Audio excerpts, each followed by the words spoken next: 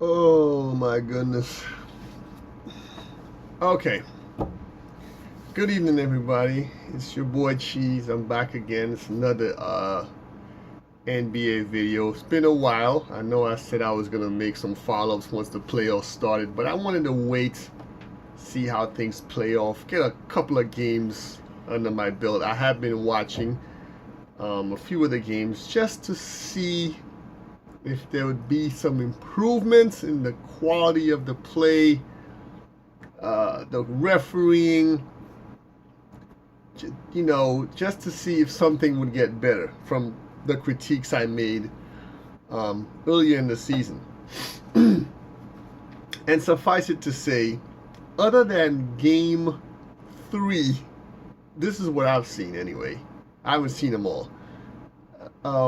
The Nets and the Bucks, game 3, which was fairly entertaining because there was some smash mouth basketball actually taking place. But overall, though, still not a great game. And we're gonna get into some of that now. This shouldn't be too much of a long video, but this NBA, man, the 3-point shooting problem in the league. I'm just gonna get out there right now. This has got to stop. I am beside myself watching games now because of how ridiculous this is. You can't tell me you have fast breaks in the NBA. For those of you who, for whatever reason, are watching this and don't know what a fast break is, basically it's when you have an advantage man to man. You've got 3 men running back, let's say, and the other team only has 1 or 2 guys. The ball is moving quickly. It's generally an outlet pass, maybe from a steal or an errant inbound, someone not paying attention, where you can move the ball quickly to your side, okay, while the other team is down a man or 2, and you can get a score, an easy score. The point of a fast break in basketball is generally for you to score quickly and efficiently most of the time, okay? Because the team, again, is down a man or they're behind you and you are ahead, which is why a lot of teams will grab the other player on a fast break and they get called a foul, because you purposely are holding them back from an easy score. Fast breaks now in the NBA are just, let me rush to shoot the 3-pointer quicker than I normally would. Have people seen this? These guys are taking off on a fast break. 2 guys are running to the wings, open wings, and not running to the basket with the guy who's dribbling the ball. They're running to the outside. The guy who's dribbling the ball will sometimes be ahead of the defender who is trying to catch up. Probably just got the ball stolen from him, whatever the case may be. These guys will pass up the layup and dish it out to the 3-point shooter, who again is 1 for 5. Just listen, I wrote this down because this is just that. I'm here. I have the game on right now. Milwaukee's winning. But you're looking, just for tonight, this was the first quarter. The Milwaukee Bucks were 2 for 13 from the 3-point land. 2 for 13. Okay? In the first quarter. Not the game, which would even be worse. 2 for 13. But in the first quarter, these guys are 2 for 13. Look at the last game 4. I mean, which was, I think a couple nights ago. Durant, 1 for 8. Harris, 2 for 6 from 3-point land. Middleton, 3 for 8, plays for the Bucks. Okay, Greek Freak, Giannis and him, that dude, the tall guy, 1 for 5 from 3-point land. I said this over months ago. And now y'all see what I'm talking about. Why is Giannis shooting threes? He's a dreadful 3-point shooter. I don't care if one game he was 5 for 5. I don't care. I don't. You over 7 feet tall, my man.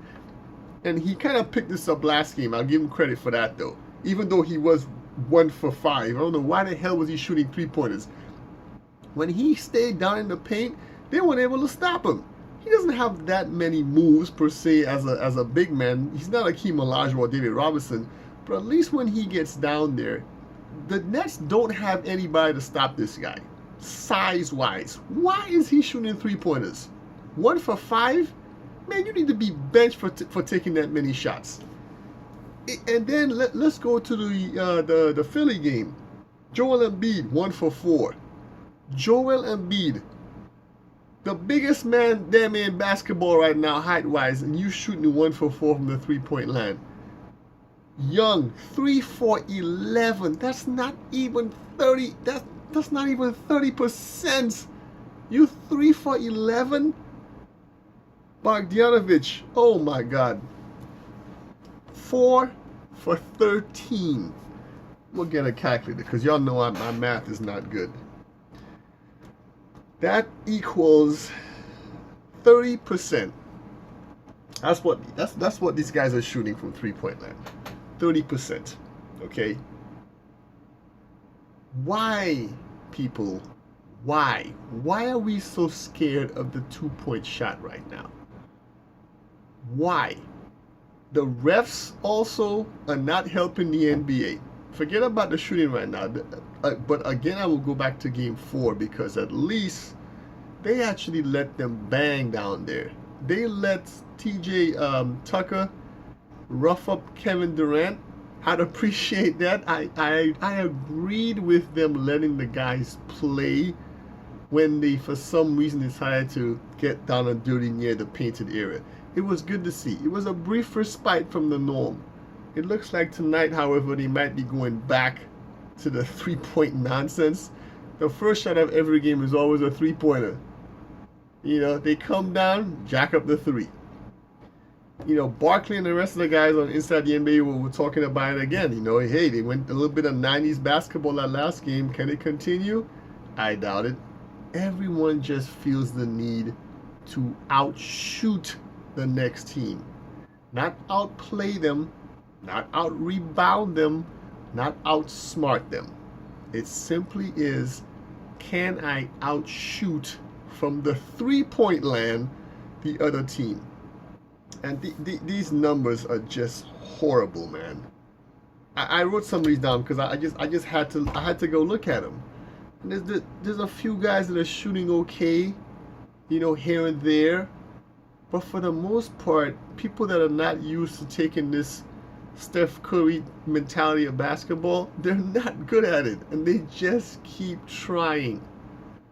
So, in conclusion, like last time, maybe this playoffs here, because of the ratings drop, not as many people are watching. You know, my boys, some of the guys that I grew up watching basketball, and I asked them about it, and they kind of feel the same way. The game has just kind of softened up, and there's just too much shooting from long range going on. Maybe next year, what's his name? Adam Silver will grow a pair and make a few changes to bring the game back to not necessarily 90s ball. We know we're not going to get back Jordan and Magic and Hakeem and Robinson and Barkley. And Pippen. We're not going to get those guys back anymore as far as that style, that ground and pound basketball.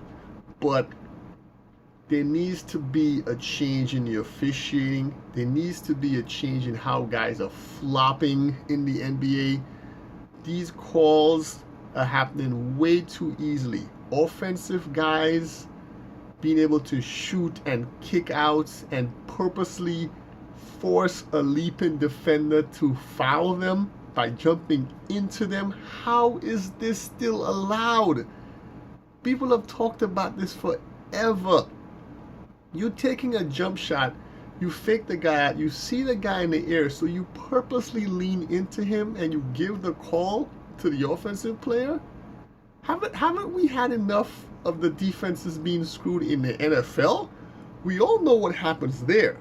Okay, need I remind you guys about how the New Orleans Saints lost in the NFC Championship game again? I forget who they were playing against with a BS defensive call on pass interference. Defenses are always getting shafted in football, constantly. And yes, in basketball, you play both offense and defense. When you're on defense on the court, you have to give the defensive player some kind of leeway. They took away. You can't check them in the back. You can't use two hands. Everything they do in the NBA is, hey, defense, you can't do this. The offense, they just let them do whatever the hell they want. Yeah, shoot from half court. Sure, stick out your leg and kick the guy in the nuts when you're shooting a three-pointer. No problem. You know, just barrel into everybody going towards the basket. We might call a couple of charges here and there, but for the most part, if you're an offense, man, everything favors the offense. They want higher scoring. It's more exciting. I get it. But defense is where you find out what people are made of. Okay? Who is willing? You have to be willing to play defense. You can't teach defense like that. You can teach offense. You can teach people to shoot. You can teach people to rebound to a certain extent, although that's mostly effort and watching the ball as well. But you can teach offense a lot better than you can teach defense, because offense is flamboyant. People like to see the long pass in football. They like to see the guy shooting the three, the dunk in basketball. But what PJ Tucker did to Kevin Durant a couple nights ago, that's not sexy. To the new schoolers, the old schoolers like me, when you see a guy get shut down, you know, that's what we like to see. Okay, when Pippen and Jordan had shut down defenses, you had guys like Bruce Bowen. You know, back in the day, you had David Robinson, Alonzo. These guys, Dikembe Mutombo, you couldn't come in the paint and get your junk swatted. These were defensive players that put effort in. You have to desire to play defense. NBA is not like that anymore. But the only desire guys have now is, how many three-pointers can I land tonight? I was 4 for 13 last night. Maybe tonight I'll be 6 for 25. Or if I luck up, I'm 6 for 7. On an off night, I'm shooting good. But anyway, I don't want to ramble. Just a quick one there on the NBA. If you guys are watching and you're enjoying the game, hey, good for you. I'm hoping for a change, but I haven't really seen that much so far. Maybe something will happen in the finals and I'll come back and make a follow-up video. But anyway, thanks for watching. Subscribe if you haven't already. Give it a thumbs up if you like the content. And I'll see you guys in the next one. Take care.